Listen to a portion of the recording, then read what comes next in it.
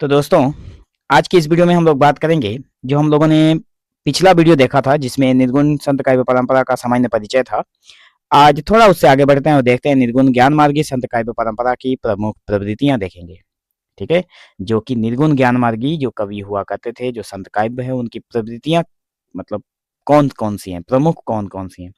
तो सबसे पहले हम लोग भूमिका देखेंगे। ठीक है, भूमिका में क्या लिखना है कि भूमिका में हम लोग लिखेंगे कि जो निर्गुण ज्ञान मार्गी या फिर संत काव्य परंपरा था, उसकी भूमिका अगर आप लोग लिखना चाहे तो वो भी लिख सकते हैं, क्योंकि सारा का सारा भूमिका तो एक ही जैसा होगा। ठीक है, सब कुछ निर्गुण काव्य परंपरा का ही है। तो ये सब मतलब एक समय था भक्ति काल का। तो लिखेंगे कि भक्ति काल के निर्गुण ज्ञान मार्गी संत परंपरा हिंदी साहित्य में, ठीक है, हिंदी साहित्य में एक समय आता है भक्ति काल का, जिसमें वह क्रांतिकारी एक धारा है जिसने ईश्वर को निराकार, अव्यक्त मतलब और सर्वव्यापी रूप में स्वीकार किया। मतलब निर्गुण ज्ञान मार्गी परंपरा जो था, उसने कहा भक्ति काल का हिंदी साहित्य में, ठीक है, हिंदी साहित्य में उसका कहा गया कि ईश्वर जो हैं वो निराकार हैं, उनका कोई आकार नहीं है, उनको व्यक्त नहीं किया जा सकता, वे अव्यक्त हैं। मतलब ईश्वर का बखान नहीं किया जा सकता, और वे सर्वव्यापी हैं। मतलब उनका कोई रूप नहीं है, और लेकिन वो फिर भी हर जगह पर मौजूद हैं। इस काव्य धारा ने क्या किया, जो ये भक्ति निर्गुण ज्ञान मार्गी भक्ति धारा जो है या फिर काव्य धारा ने समाज में सामाजिक कुरीतियां जो थी, समाज में चल रहे जो पाखंड थे, जो अंधविश्वास था, ठीक है, जो ऊंच नीच और कर्म कांड का इन्होंने कड़ा विरोध किया। मतलब इन्होंने इन सबको नकारा, कहा कि इन सब की कोई जरूरत नहीं है, तथा मानवता, समानता और आत्मज्ञान को आध्यात्मिक मुक्ति का मार्ग बताया। उन्होंने, इन कवियों ने बताया, या फिर इस निर्गुण ज्ञान मार्ग संत काव्य परंपरा ने हमें बताया कि हमें क्या करना चाहिए। मानवता रखनी चाहिए अपने मन में, लोगों के प्रति समानता रखनी चाहिए, और आत्मज्ञान, अपने अंदर ज्ञान को संचित करने की आध्यात्मिक शक्ति का इन्होंने जो बल था उसका बताया, और उसी के हिसाब से मुक्ति का मार्ग बताया। ठीक है जी। और इन सबको बताने वाले में कवि कौन कौन से थे, तो कबीर, दादू, नानक आदि संतों की वाणी इस परंपरा को मुख्य शक्ति रही थी। ठीक है, इसमें से अब हम लोग क्या करेंगे, कुछ पॉइंट वाइज आंसर देखेंगे, ताकि आंसर जो है वो इजी हो जाए और इसको बढ़ाकर थोड़ा लिखा भी जा सके, ताकि एग्जाम में याद भी रहे। ठीक है, निर्गुण एवं निराकार ब्रह्म की उपासना। सबसे पहले हम लोग लिखेंगे इसमें पहला बिंदु कि निर्गुण और निराकार ब्रह्म की उपासना करना है। मतलब जो ईश्वर है, जो ब्रह्म है, जिसको कोई देख नहीं सकता, उनकी उपासना के बारे में कहा गया है। तो इसके अंदर क्या लिखेंगे कि इस परंपरा के जो संत हुआ करते थे, ईश्वर को उनके रूप, रंग, आकार और देह से परे मानते हैं। मतलब मानते हैं कि उनका कुछ है ही नहीं, इन सबसे ऊपर है भगवान जो है, या फिर जो ईश्वर है वह, मतलब उनका कोई रूप नहीं है, उनका कोई रंग नहीं है, उनका आकार ही नहीं है, उनका शरीर भी नहीं है। मतलब इसका उल्टा वो मानते हैं कि बल्कि इन सबसे ऊपर है, सबसे ऊपर है ईश्वर, जिनका कोई रूप नहीं है लेकिन फिर भी हर जगह पर मौजूद है। वे अवतारवाद और मूर्ति पूजा को स्वीकार नहीं करते। ये जो निर्गुण संत काव्य परंपरा के जो कवि थे, वे कहते हैं कि ईश्वर का कभी अवतार हुआ ही नहीं है, और ये भी कहते हैं कि मूर्ति पूजा जो है, हम लोग जो देव देवियों की मूर्ति पूजा करते हैं, मूर्ति को बनाकर उसकी पूजा करते हैं, इन्होंने उसको नहीं माना। उन्होंने कहा कि निर्गुण राम की भक्ति को सर्वोच्च बताते हैं। मतलब जो राम है, यहाँ पर राम मतलब दशरथ पुत्र राम नहीं है, अयोध्या नगरी के महाराज राम नहीं है, यहाँ पर निर्गुण राम है, जिनका कोई राम मतलब जिनका कोई आकार ही नहीं है। ठीक है, जो सर्वव्यापी हैं, हर जगह पर मौजूद हैं। अगर मैं उदाहरण देकर बताऊं तो निर्गुण काव्य परंपरा के अनुसार आप लोग जिस मोबाइल में इस वीडियो को देख रहे हैं, उस मोबाइल में भी ईश्वर मौजूद हैं, और जिस कान से आप लोग सुन रहे हैं उस कान में भी, और शरीर में भी, जिन आंखों से आप देख रहे हैं उन आंखों में भी ईश्वर मौजूद हैं, इन कवियों के अनुसार। ठीक है, तो इतना सरल एक उदाहरण मैंने दिया। बाकी सारी दुनिया में जितना भी जगह है, कोई भी चीज बाकी नहीं है इनके अनुसार कि ईश्वर हर एक चीज में है, सृष्टि के हर एक कण में है। कौन कहते हैं ये बात? ये कहते हैं निर्गुण निराकार वाले जो कवि हैं। ठीक है, पाखंड और वाज्य आडंबर का विरोध। देखिए, पाखंड मतलब ये बातें वहीं से फिर से उठकर आती है, पहले वाले में हम लोगों ने देखा था। तो मतलब जो पाखंड है, जो दिखावा है, जो हम लोग क्या बोलते हैं, सिर्फ दिखावा बोलते हैं। ठीक है, ये मतलब जो झूठी चीजें हैं। तो क्या था कि संत कवि धार्मिक दिखावे, आडंबरपूर्ण कर्मकांड और ढोंग करना, जो हम लोग बोलते हैं ढोंगी लोग, अंधविश्वास से इन्होंने कहा मोक्ष में बाधा मानते हैं। ये कहते हैं कि ये सारी चीजें जब जो हैं ये सभी के सभी लोगों को मोक्ष नहीं मिलने देती।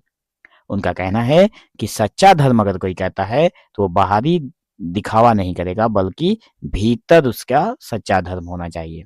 बाहरी दिखावा जो लोग करते हैं उनका, ठीक है, उनका मतलब मोक्ष नहीं हो सकता।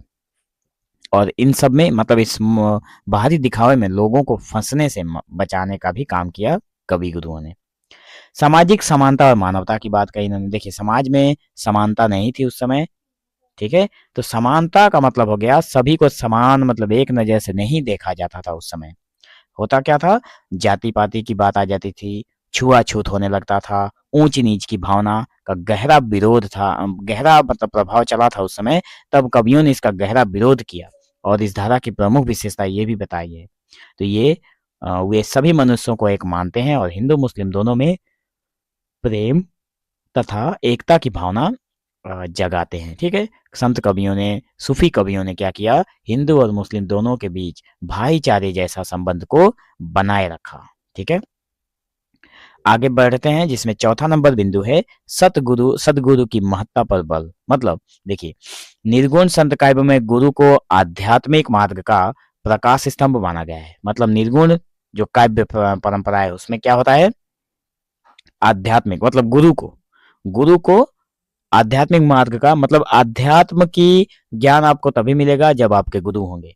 तो अध्यात्म मार्ग का जो प्रकाश जो या फिर जो रास्ता है वो गुरु ही दिखाते हैं।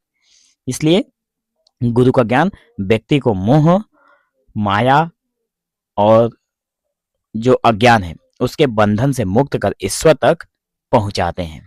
ठीक है, पांचवा है ज्ञान को भक्ति का आधार बनाना। मतलब किसी भी ज्ञान को भक्ति का आधार बना देना। ठीक है, तो इन्होंने क्या किया था, निर्गुण संत काव्य परंपरा के जो कवि थे उन्होंने क्या किया था कि ज्ञान को ही भक्ति का आधार बनाया था। जो उनके पास ज्ञान था उसी को लेकर उन्होंने भक्ति करने की रास्ता दिखाई थी लोगों को।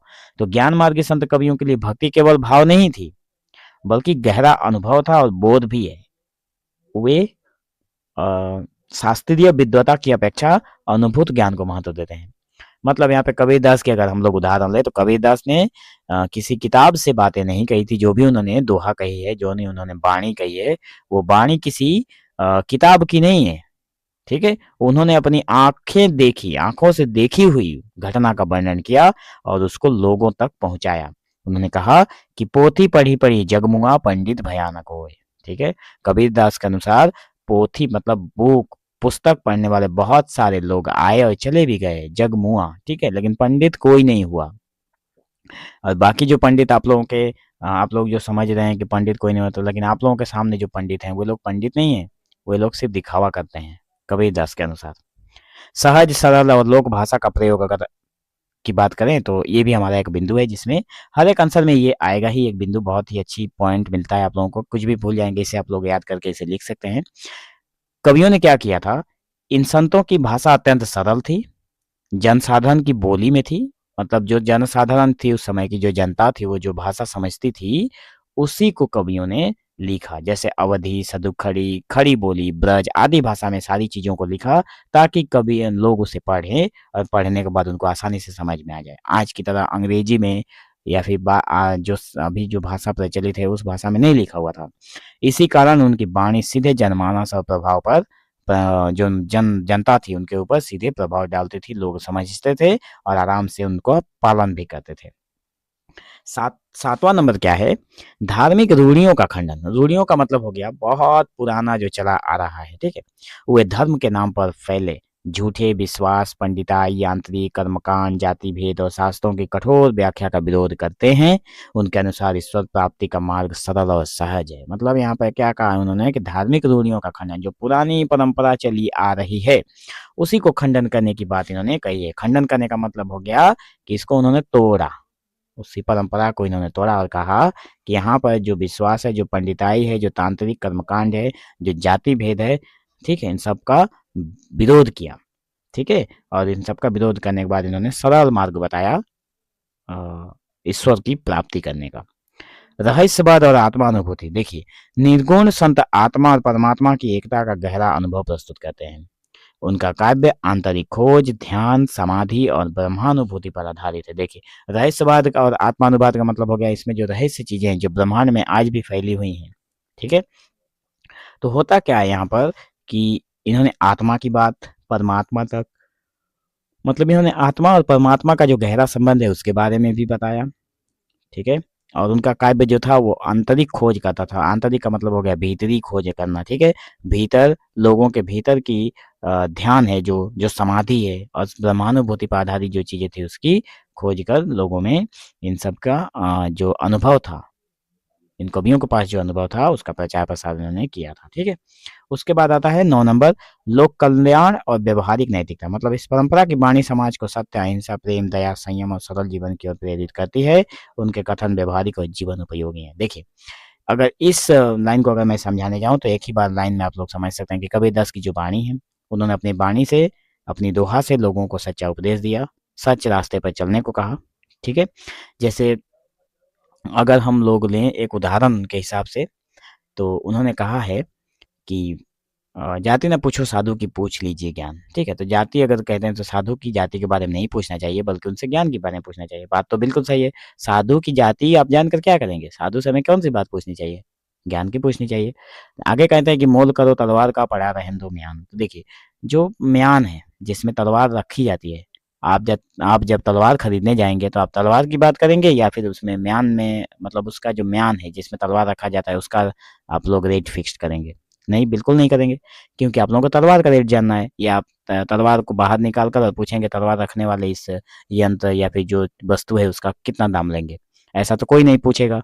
इसलिए कवि ने कहा है कि जाति के बारे में नहीं पूछना चाहिए साधुओं से, उनसे ज्ञान की बात पूछना चाहिए। और तलवार खरीदने जाएंगे तो तलवार का दाम दर्ज करेंगे, ना कि आप उसके म्यान की। ठीक है, तो समाज सुधार की चेतना की अगर बात करें, अगला है हमारा सदा समाज सुधार की चेतना। तो और एक चीज है ऊपर वाले पॉइंट में कि क्या किया इन संत गुरु कवियों ने कि अपने उसी वाणी के द्वारा लोगों तक, लोगों में प्रेम, दया, संयम, सरल जीवन जीने का तरीका बताया। और साथ में उनकी जो ये वाणी है वो जीवन को, मतलब जीवन में उपयोग करने वाली सारी चीजों के बारे में बताते हैं, किस तरह से जीवन को जिया जाए। समाज सुधार की जो चेतना है वो भी देखने को मिलती है। तो देखिए, संत कवियों ने न केवल आध्यात्मिक मार्ग दिखाया था, बल्कि सामाजिक सुधार के लिए भी लोगों को जागृत किया। तो उन्होंने मनुष्य को समानता, मानवता, नैतिकता की राह पर चलने का संदेश दिया था।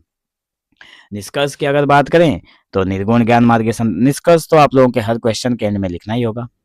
अगर आप लोग अच्छे मार्क्स लेना चाहते हैं तो जरूर लिखिएगा, वरना नहीं लिखेंगे तब भी होगा। निर्गुण ज्ञान मार्ग की संत काव्य परंपरा हिंदी साहित्य का वो महान धारा है जिसमें आध्यात्मिकता थी, मतलब अध्यात्म से संबंधित, मतलब जो हम लोग अपने आत्मा परमात्मा, अपने आंखों को बंद करके जो हम लोग ध्यान लगाते हैं उसी अध्यात्म के रूप में हम जो जानते हैं। ठीक है, तो अध्यात्म हो गया हमारा आंतरिक जो दृष्टिकोण है। ठीक है, आत्मा से परमात्मा का संबंध अध्यात्म के द्वारा ही होता है। समाज सुधार और मानवता दोनों तीनों को एक सूत्र में बांधा गया, मतलब आध्यात्मिकता, समाज सुधार और मानवता तीनों को एक ही सूत्र में इन्होंने बांध लिया। इस जो परंपरा है उसकी प्रमुख प्रवृत्तियां मनुष्य को बाहरी आडंबर छोड़कर आत्मज्ञान, सादगी, सत्य और प्रेम के मार्ग पर चलने की प्रेरणा देती है। कबीर जैसे वाणी आज भी समाज के लिए प्रकाश स्तंभ है। मतलब इन निर्गुण परंपरा के जितने भी कवि थे उन्होंने क्या किया था, लोगों को बाहरी दिखावा और बाकी जो पाखंड है, जो अंधविश्वास है उसमें न फंसने के लिए इन्होंने उपदेश दिया, ताकि लोगों को इन्होंने और क्या किया था, ताकि लोगों को जीवन, मतलब जीवन जीने का, इन्होंने जीवन जीने का सही राह लोगों को दिखाया था। और ईश्वर प्राप्ति का सबसे सीधा और सरल मार्ग इन्होंने बताया था कि भक्ति है। ठीक है, ना कि किसी बीच वाले मध्यस्थ व्यक्ति की। अगर आप सच्ची भक्ति करते हैं तो आपको ईश्वर जरूर मिलेंगे। और इनकी जो वाणी है, खास करके कबीरदास की वाणी हमें जीवन भर कुछ न कुछ नई सीख देती रहती है। तो आज की इस वीडियो में बस हम लोग इतना पर ही रुक जाते हैं। आगे की वीडियो में हम लोग बात करेंगे निर्गुण ज्ञान मार्गी संत कबीरदास के बारे में, जो कि आप लोगों का 3.10 पॉइंट का ही है। ठीक है, तो आज की इस वीडियो में बस इतना ही। मिलेंगे हम लोग एक नए वीडियो में, तब तक के लिए धन्यवाद।